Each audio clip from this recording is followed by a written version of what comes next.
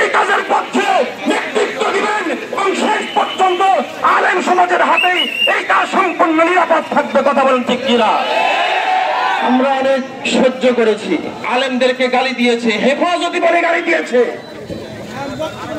ওই কাকরাইলের বিল্ডিং এর উপরে দাঁড়িয়ে হেফাজতি আলেমদেরকে হেফাজতি বলে গালি দিয়েছে, আলেমদেরকে দাওয়াত তাবলীগের তৃতীয় পক্ষ হিসেবে দাঁড় করিয়েছে। আলেমরা সব সহ্য করেছে, সব মাথা পেতে নিয়েছে। উদ্দেশ্য ছিল দেখি সংশোধন হয় কিনা, দেখি সংশোধন হয় কিনা।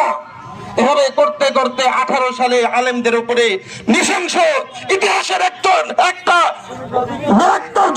ঘটনা ঘটে আলেম সমাজ এবং ভাইদের উপরে।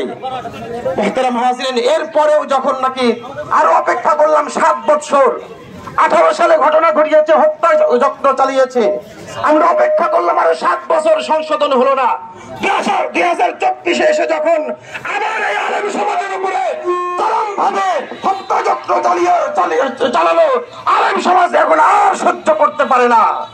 সুতরাং আমরা পরিষ্কার বলি, নারায়ে তাকবীর, নারায়ে তাকবীর, আল্লাহু আকবার, ফাঁসি চাই, সাদিয়ানীদের ফাঁসি চাই, সাদিয়ানীদের ফাঁসি চাই। সুতরাং পরিষ্কার কথা বলি, অনেক চুপ ছিলাম, অনেক সহজতার পথ আমরা অবলম্বন করেছি, অনেক সুযোগ দিয়েছি।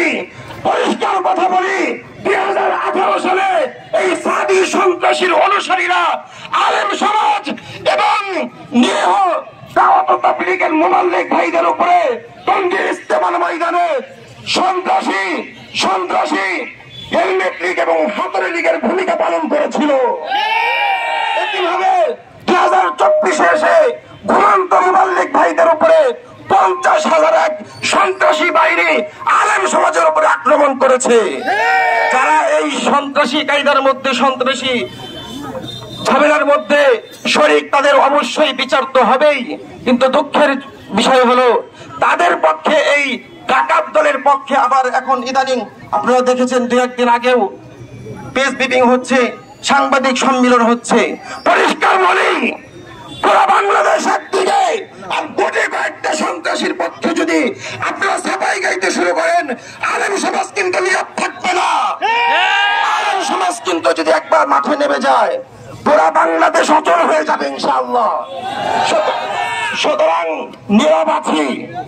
বাংলাদেশে আর একটা সমস্যা হলো মিডিয়া সমস্যা।